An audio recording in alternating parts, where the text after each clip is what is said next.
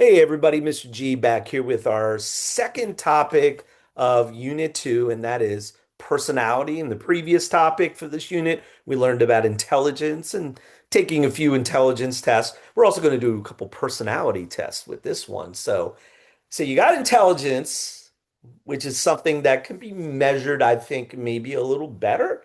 But how do you measure personality? I mean, when people take these tests, do they answer them on how they want to be or how they really are? Or should other people take a personality test for you that know you really well? There's a lot of little things here, but we'll try to figure it out together. So, all right, so let's define personality. It actually comes from the Greek word persona, which means mask. Isn't that interesting? So some people think like the personality is the thing that is outward that people of the mask that you wear that people see. So could you have an inner personality that's a lot different than the outward personality that you have? And where is even personality located in the brain? So there's some things that we know and there's some things we still kind of remain a mystery about personality. Again, I guess the psychology definition of personality, it's like your unique and relatively stable patterns.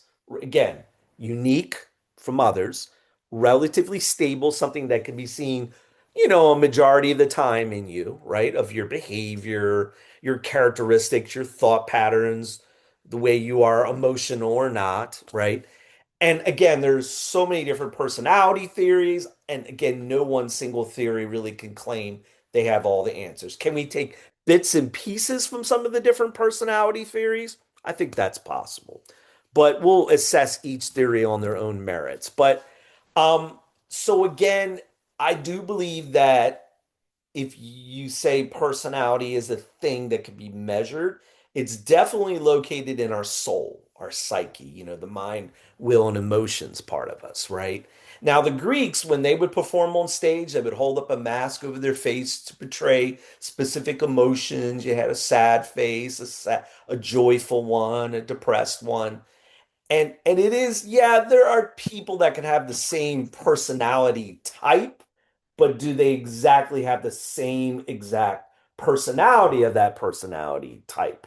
Maybe identical twins have come close to that, but even with identical twins, there could be differences. So, but first, without it, you can't really do any talk about personality without getting into Freud. Now, again, very, could we say, controversial, some of his personality theories.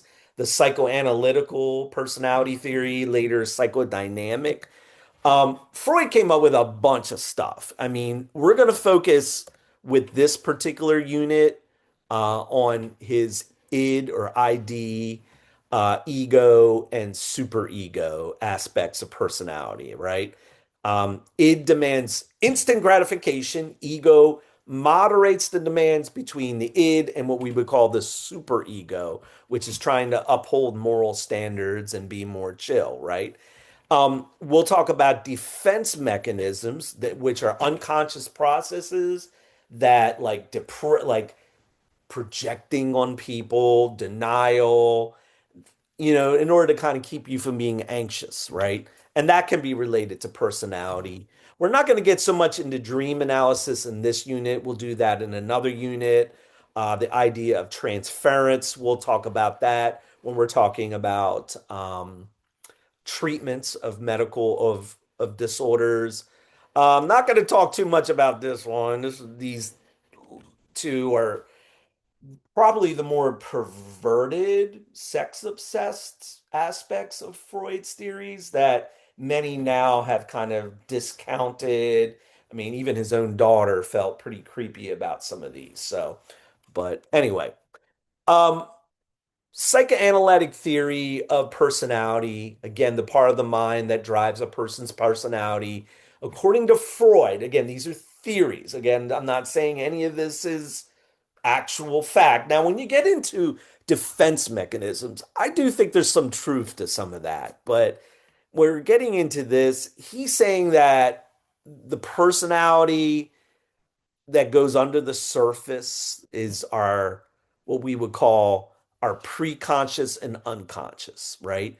and that the conscious part is above the waterline. You know how they say about an iceberg that most of the iceberg actually lies below the water, and you only see a small tip of the iceberg, if you will. But Freud, again, probably the first personality theorist, famous. But again, began to kind of formulate out of this when he was working with his patients. Okay. He did a lot of what we would call free association, where people would lay down on a couch or something or a recliner, and then he would just say, "Hey, tell me whatever comes to mind."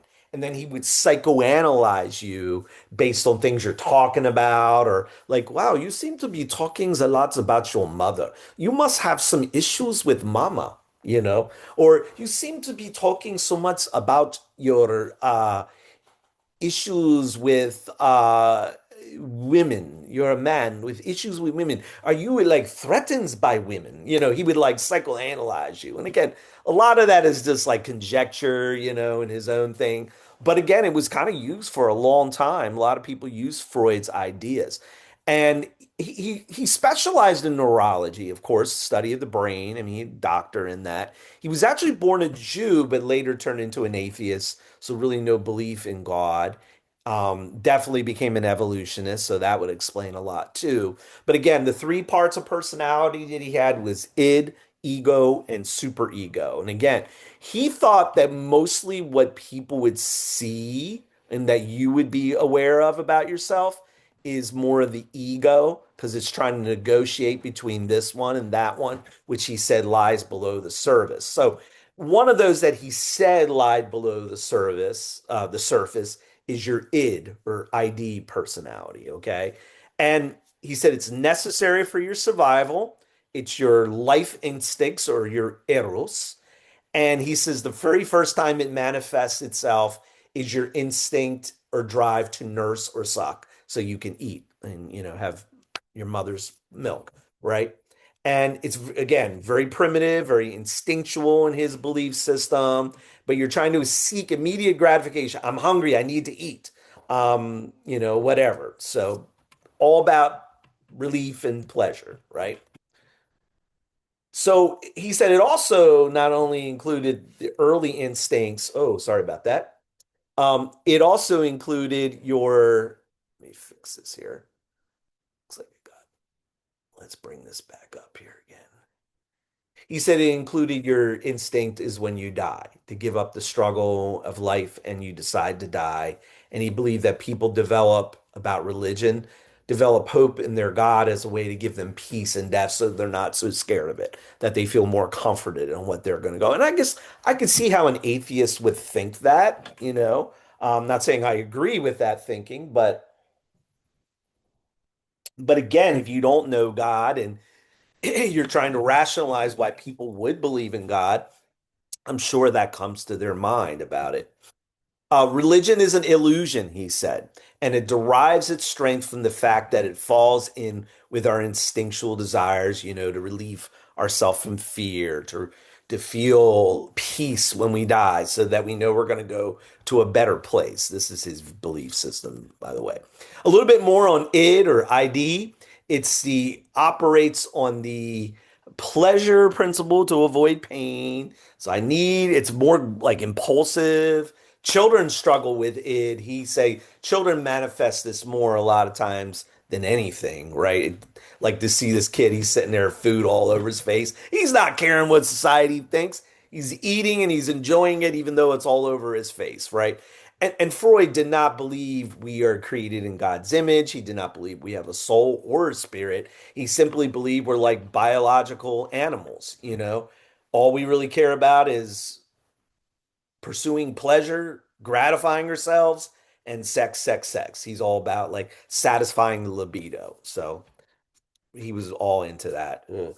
Anyway, he also believed in many ways that it is like the child in us, me first. But he also said there's a point in our lives where we grow up where we realize that it can't last forever, right? We learn from our parents too. They're modeling for us that you got to think beyond ourselves. And he realizes that you got to get to a next level, and that's to develop what we call an ego, right? Our conscience.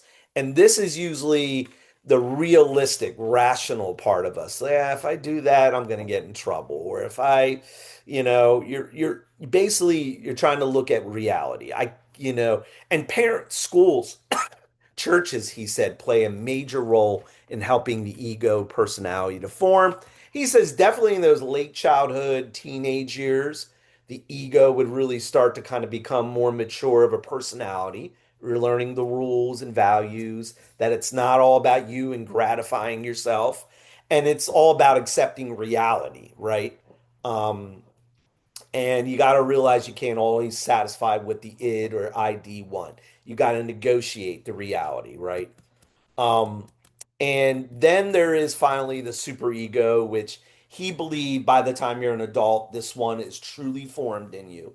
And by the time you're an adult, your ego is trying to serve as that mediator between I want it and I want it now. I want to eat all the cookies, and the super ego, which is saying I feel guilty for eating the cookies. It's wrong and it's selfish to do that, right? And that's the logical part of you, he would say, right? That's where maybe where your morality personality is, right? And the need to comply with authorities and do what's right. And that ego is trying to say, hey, maybe the ego is negotiating, saying, look, I'll have one more cookie now, and then I'll do one later, instead of I'm going to just feel guilty or I'm going to do it now. What about people who lack a conscience? Because in many ways, he believed that a super ego is like your conscience, if you will. Is it possible for people to grow without that? Well, people have studied the serial killer Ted Bundy, who's pictured here. He was executed, by the way, for the deaths of 37 women throughout the whole United States. They eventually caught him in Florida. Um, but he never really showed any remorse or guilt, even as he sat on death row there in Florida awaiting the execution.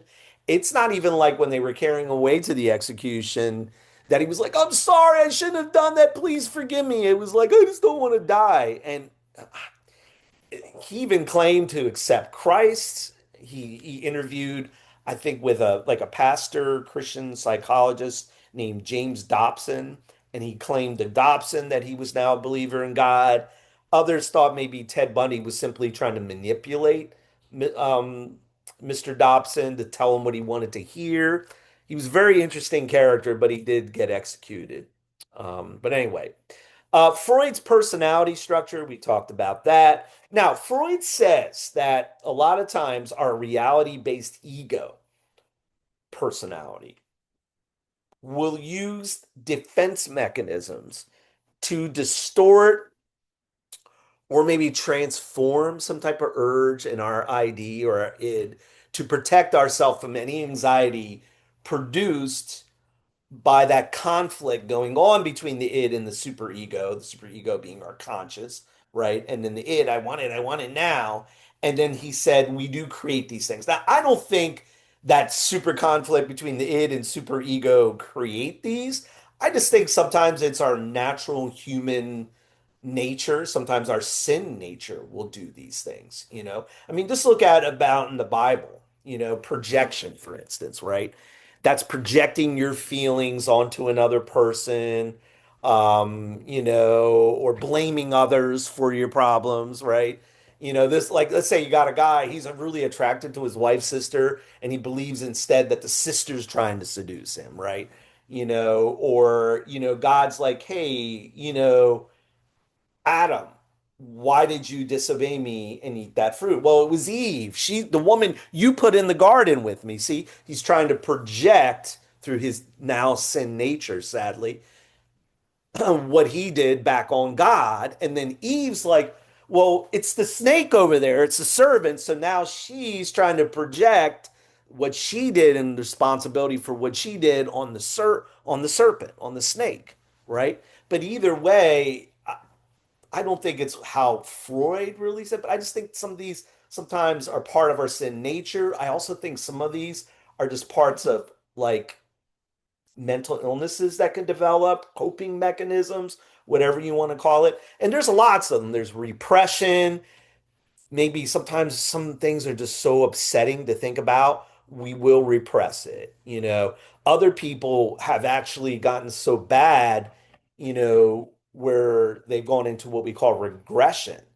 Something very bad happened to them at a certain point, so they'll become a personality of someone of a very young age, in the dissociative identity disorder. So in order to kind of forget who they are and what has happened to them, they become simply another person in their or develop multiple personalities in some cases, right? There's also called reaction formation, where you channel an unacceptable urge into the opposite. So let's say you got a person maybe struggling with either the mental illness or the sinful urge to set things on fire and destroy them, being a pyromaniac. But instead, you're like, you know what? I'm going to become a firefighter. I'm going to do the exact opposite to make good. Again, interesting. And here's a couple other defense mechanisms. Rationalization. You give an unacceptable excuse for their impulsive behavior. Well, everybody else cheats, you know, but you just cheated on the test. Yeah, but everybody else is doing it. That's not right. Or displacement. You yell at your friend who didn't do anything wrong when you're really angry at somebody else. You take it out on somebody, right? Or sublimation, where someone with an urge for violence instead turns that urge into painting a violent battle instead.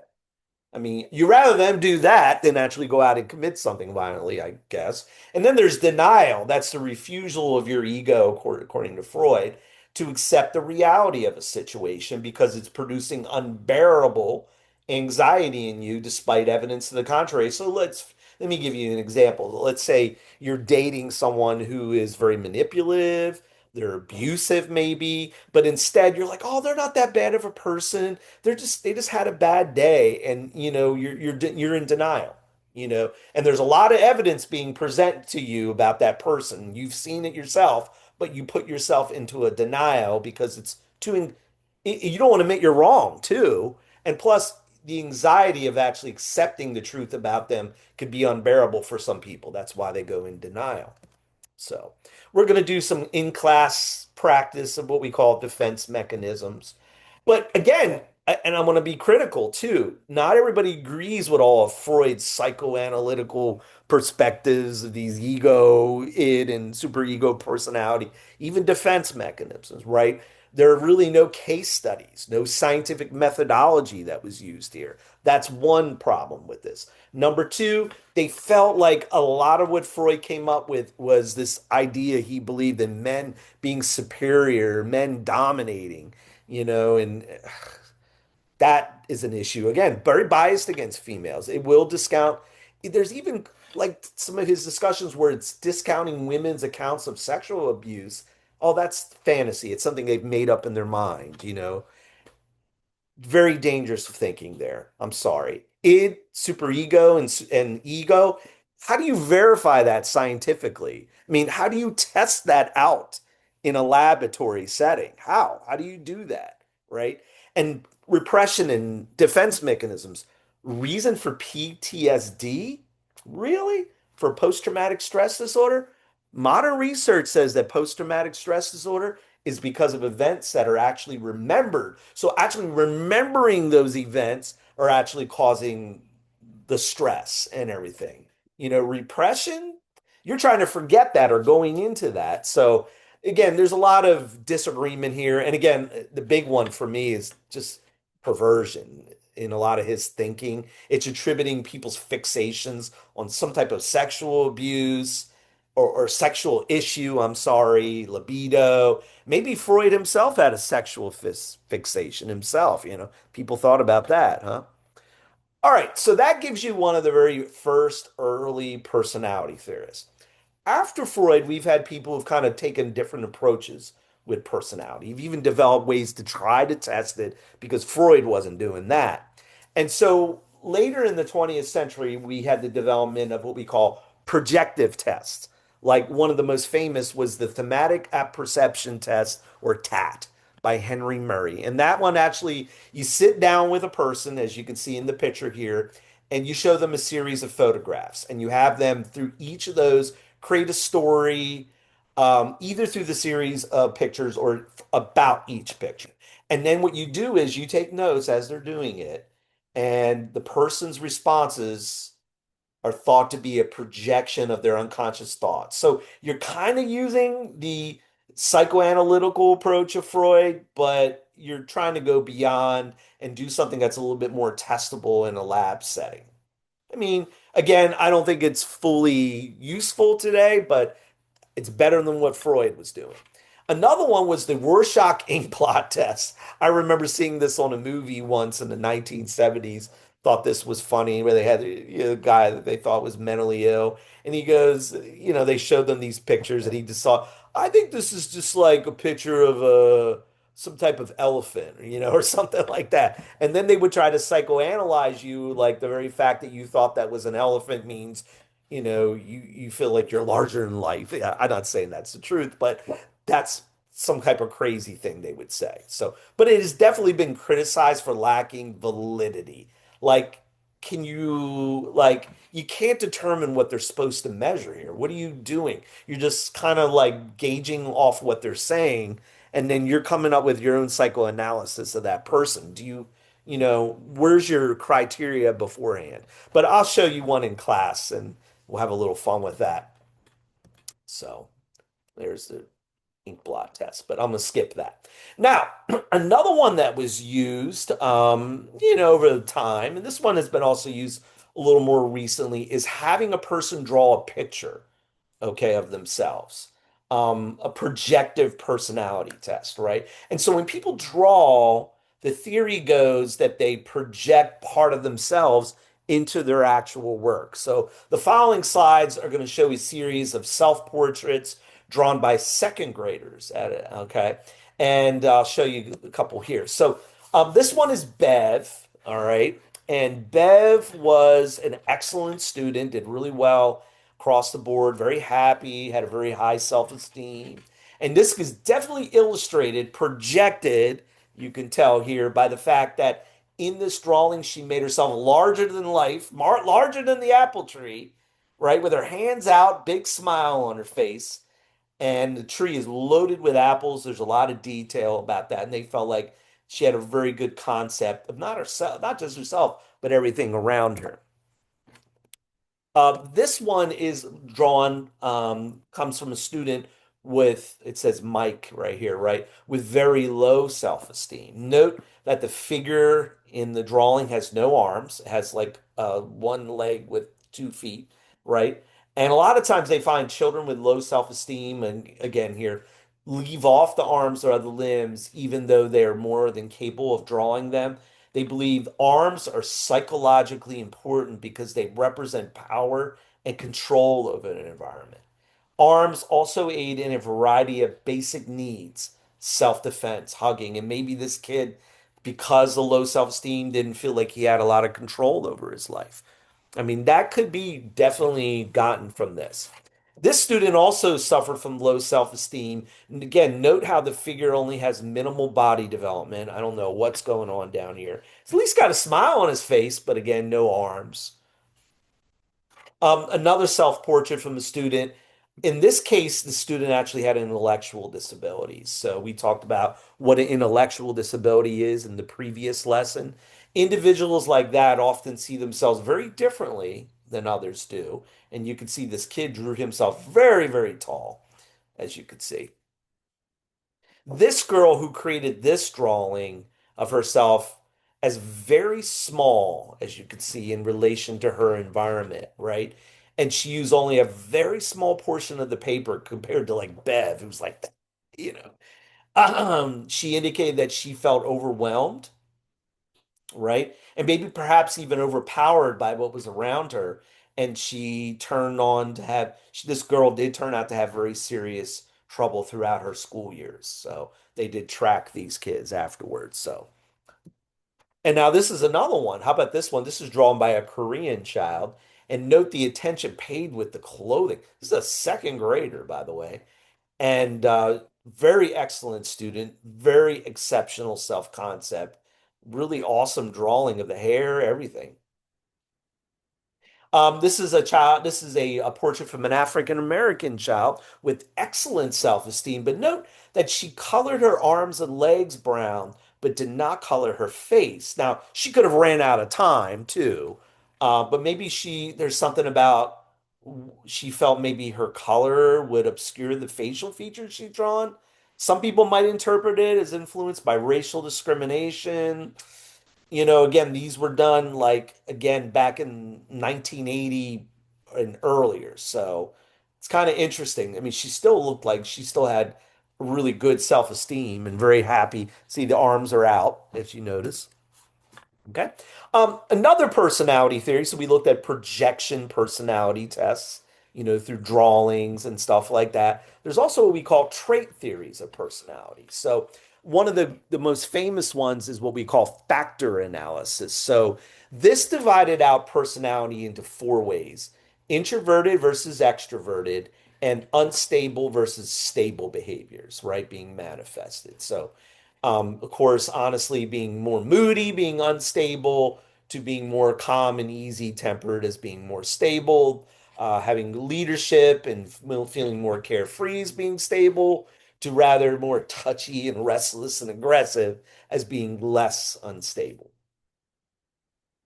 So one of the biggest personality tests based on trait theory, and I like this one. I think this one is pretty accurate. It's the big five factor model. We're going to be taking this one in class. Was come up by psychologists Robert McCrae and Paul Costa.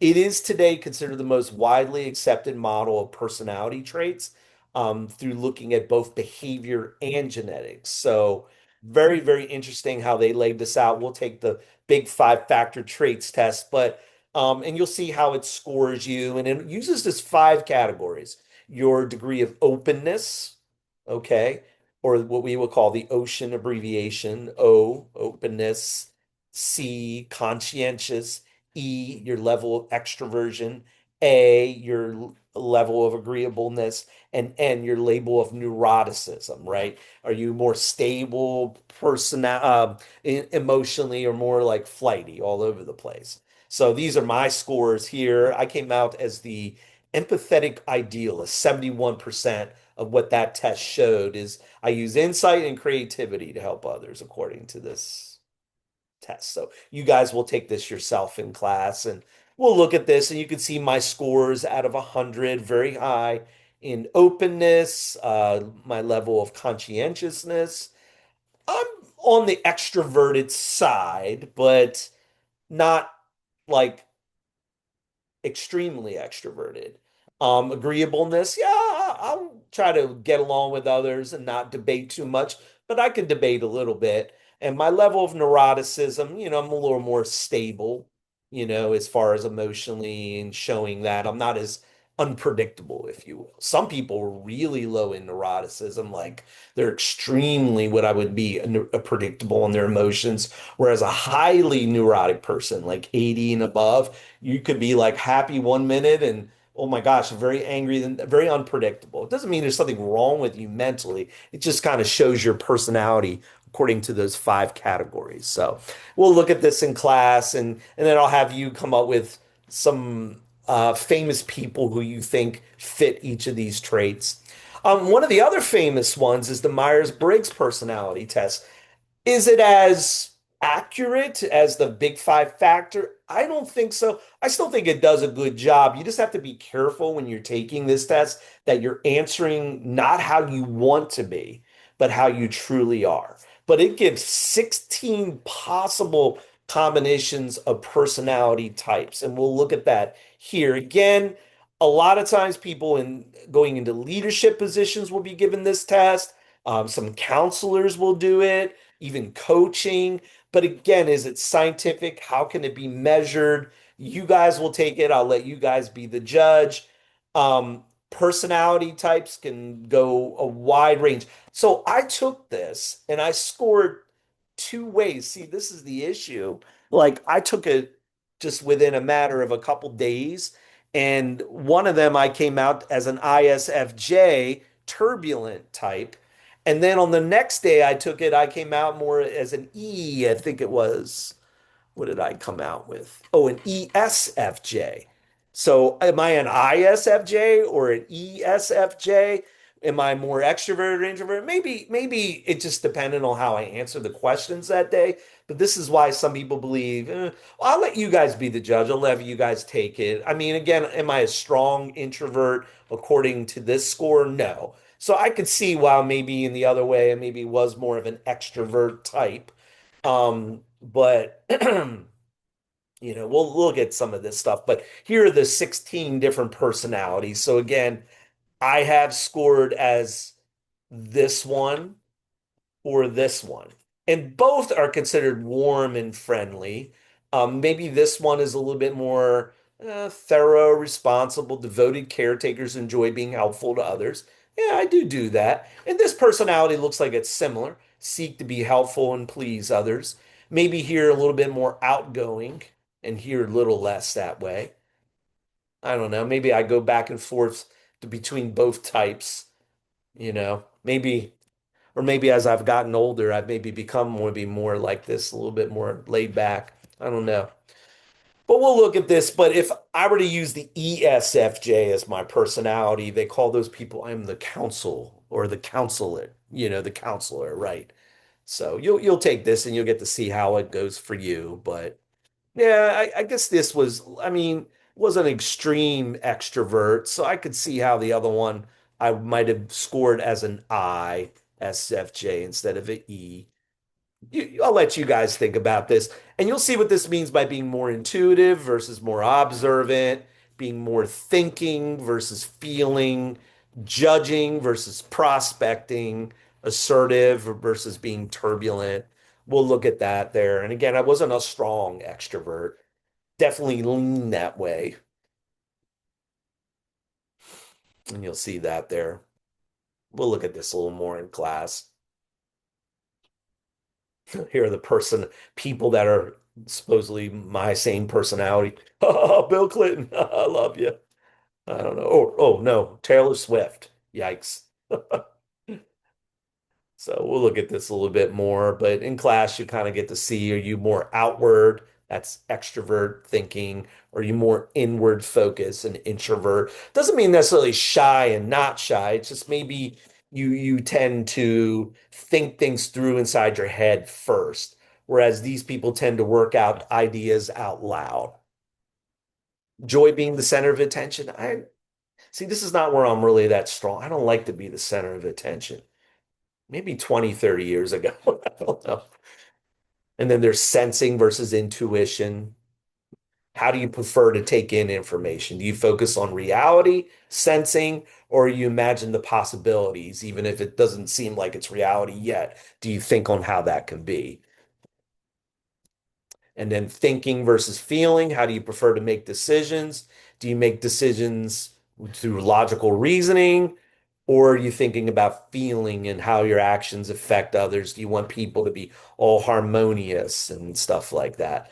I think I was a F. Am I a F? Yeah, I'm more of an F, more of an S here. So this is definitely, I would say, I'm more here, more feeling and how I make decisions. And how do you live your outer life? Are you more judging?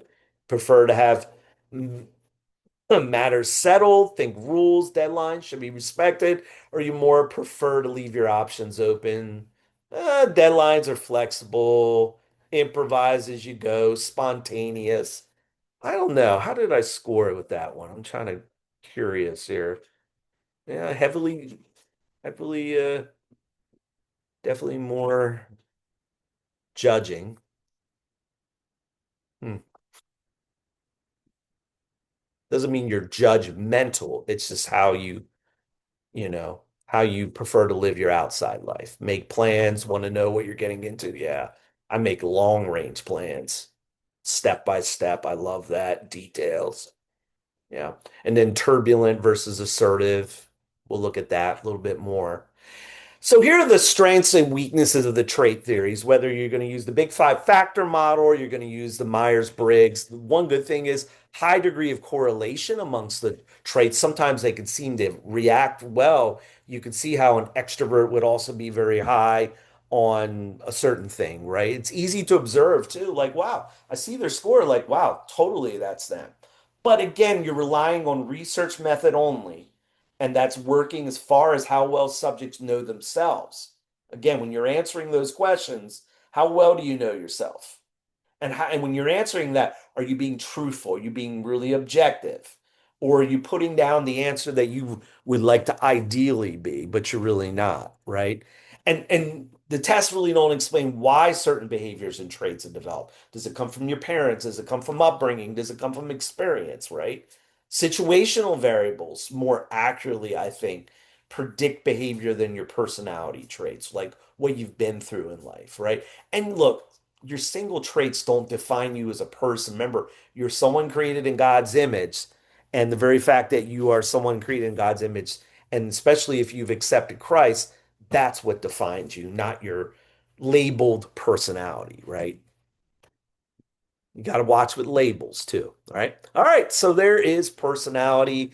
That was our second and last topic of Unit 2, but hopefully it taught you just a little bit of something new and you learned maybe a little bit more about yourself as you were doing this.